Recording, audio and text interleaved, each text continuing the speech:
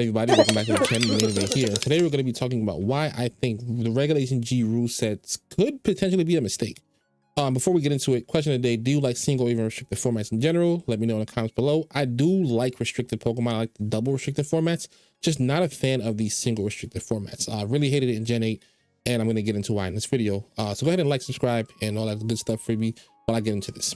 So Reg G is allowing the single restricted Pokemon. If you don't know what a restricted Pokemon is, it's basically the box art legendaries. It's the Pokemon that any individual game is kind of like wrapped around.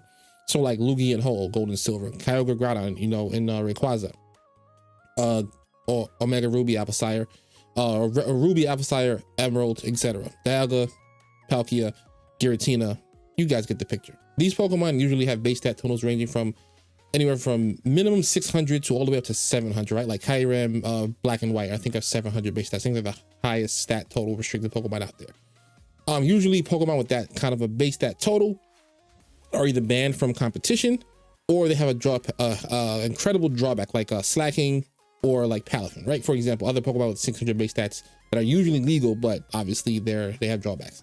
These Pokemon are not allowed because they're so strong, and even like their ability, instead of holding them back, usually give them kind of a buff in the sense, right?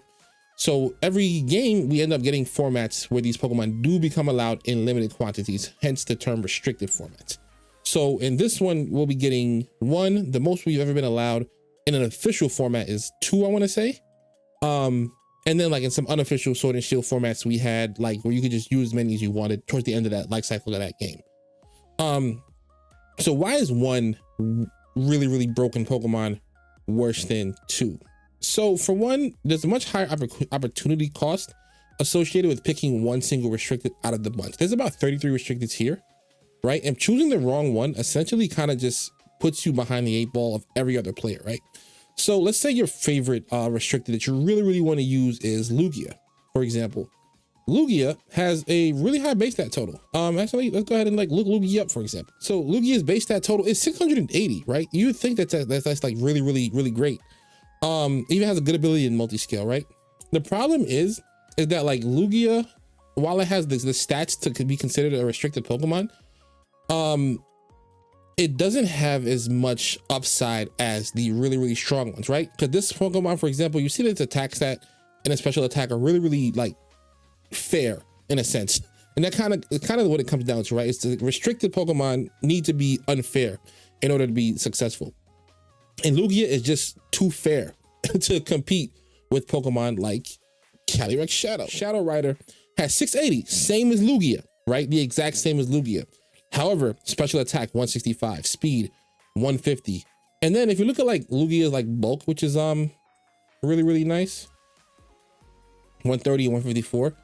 Psychic Flying has a couple of common weaknesses: Rock, Ghost, Dark, Ice, Electric. And it's like so even with like the weaknesses, even with the bulk, you do have some common weaknesses, and then you're trying to set up so you're getting hit more than once, and it's already a Pokemon that gets outsped by some of the more unfair restricteds like Calyrex Shadow. Like for example, if you had to put one on your team, Lugia or Calyrex, which one are you going to pick? Now if your Lugia is your favorite, maybe you pick it, but anyone who has a Calyrex versus you is going to have a much better time, because generally this Pokemon just has a better ability, better stat distribution, stronger offensive moves. Like Aeroblast is like this thing's best move, whereas this has Spectral Lance, which is the 120 base power spread move that gets stabbed. It hits both targets and never misses. It just has better everything compared to a Pokemon like Lugia. So you end up with a much higher opportunity cost using something like Lugia versus Shadow Rex. That applies to all the restrictions in a sense, right? Because realistically, the best restricted Pokemon are kind of going to be Shadow Rex, Koraidon, Miraidon, probably the top 3 in my opinion, at least my personal opinion. The tier below that, maybe like Calyrex, Ice, Zacian, exact, right? And then even that, the other restricted, they start getting lower and lower in tiers. Like Lunala is just objectively worse by a couple tiers than Calyrex, for example. So you're always going to have a rough time using one of those restricteds over this. So what do you do in that sense? You just pick one of the strong ones. So now the meta becomes much more centralized.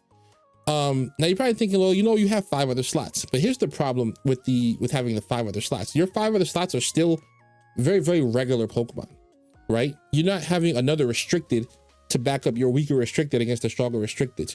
You're using Pokemon with even less going for them than the restricted do. So like you're using, like, you know, you have like an Incineroar, which is a great Pokemon, but its base stat total is nothing compared to like these restricted Pokemon. So and your opponent also has 5 slots, so maybe they have an Incineroar. So now their Incineroar is protecting Calyrex and Miraidon, and your Incineroar is protecting Lugia and Ho-Oh. So you're already still behind the 8 ball, even if you have the 5, even if you have 5 Pokemon that are even to each other, you end up behind the 8 ball again. So that creates what I like to call like a limited matchup coverage, because you end up with a restricted that may even just hard lose to another restricted. For like example, let me see if I can find 2 that like are just really bad into each other. So yeah, Mewtwo, right? Mewtwo is really, really bad into something like Calyrex, right? But you know who's pretty decent into something like Calyrex? Zacian. So if you could have Zacian to cover your weaker restricted like Mewtwo, I still wouldn't recommend using Mewtwo, but you'd have something to help protect it from something that's much stronger than it, right? You'd have your Zacian, which can take those Glacial Lances, or not Glacial Lances, Spectral Lances. Then it can also take Glacial Lances as well, and one-shot something like a Calyrex in return. And then when you clear out the Calyrex, your Mewtwo has a better time because its weak matchup is not as detrimental because you have something to hold it down with. Or you have like a big Calyrex weakness and you have Zacian and your other restricted in the team. Zacian can kind of beat Calyrex. And then on the flip side, let's say your team is weak to Zacian, you can have something like Groudon, which is good into Zacian, to protect one of your weaker restrictors that may not like going up against Zacian, like Rayquaza. You get what I'm saying? Like obviously you would put more thought into these pairs as these are not like set in stone pairs that everyone actually uses, but you guys kind of get my drift, right?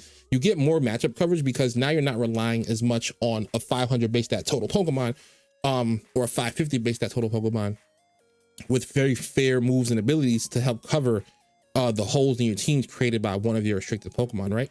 So I think the limited matchup coverage is really, really hard to deal with in a lot of sense. The next issue I have with single restricteds is they have something that I consider like a very super specific archetype for every restricted Pokemon, which creates very limited team building in a sense.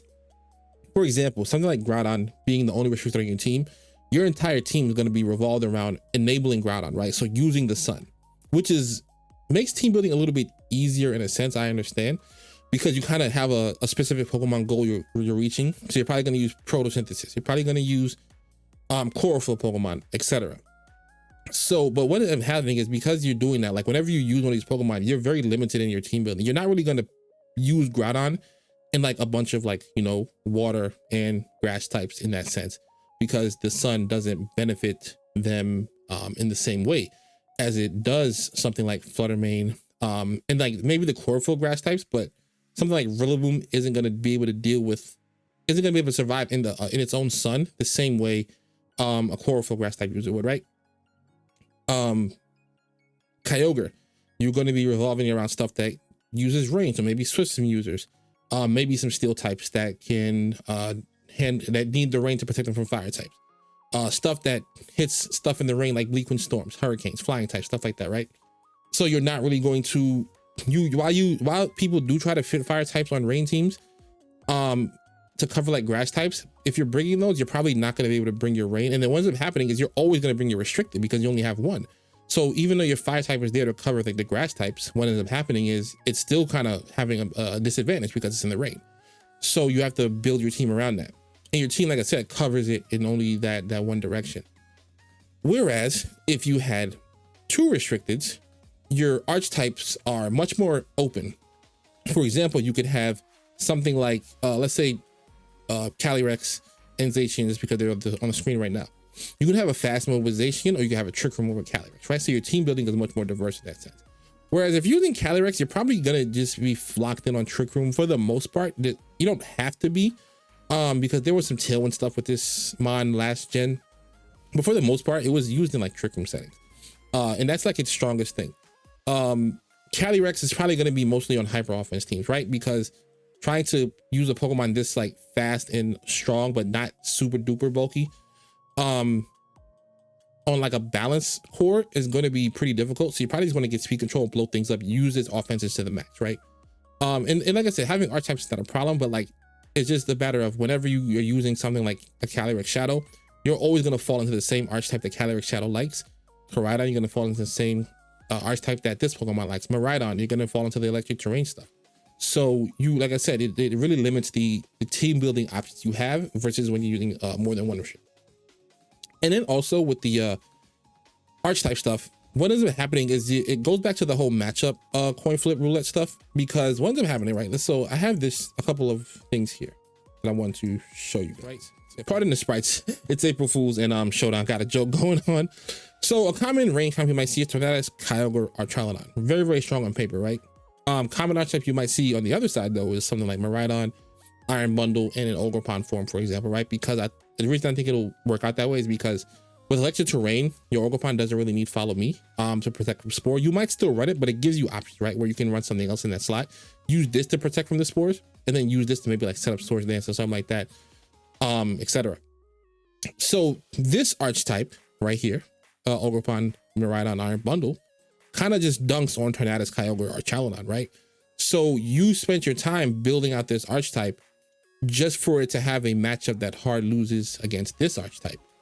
Whereas if you had a something like, maybe you want to have dual weather, because some people have done that for, right, Kyogre and Groudon on the team, where you kind of have another mode to use the Groudon, then all of a sudden you have a better matchup into Miraidon, Bundle, and Ogerpon, because then you have something like your ground type, maybe a fire type in the sun to deal with these kind of things, your ground type to hit this, you have a fire type to deal with like the Bundle and this, and then the fire type is protected by the sun from the Hydro Pump. So you guys get what I'm saying? Where if you have 2 versus the 1, because your rest of your Pokemon are just going to be like support mods, right? This is going to be like your offensive part of the team, and the rest is going to be support, and that support is not going to protect you from Iron Bundle, Miraidon, and Ogerpon. So that's why I kind of think that it becomes a little bit tricky in that sense. And this is like all speculation, I guess, because we do have new restricted that weren't in the game before. And with Terra, things could be very, very different in a sense, but I just don't know how much that is going to affect things in a sense, because like while your Pokemon like Kyogre can Terra to like ground or grass, that's cool and all, but like the stronger restricted can still do that, right? So can its like teammates, and its archetype covers your archetype a lot better. So I guess we'll see how things end up playing out. I'm probably gonna do a tier list. Let me know if you want a regulation G restricted Pokemon tier list in the comments below. Otherwise, that's kind of all I got for now. I'm not trying to be a Debbie Downer or anything. I just wanted to give my thoughts on what I think the format is at the beginning. And if I'm wrong, I'll make another video saying that I was wrong and the format is phenomenal. So otherwise, thank you guys for being around. Click like for your boy. Subscribe to the channel if you are new. Join a member if you are so inclined. And I'll see you guys in the next video. Peace.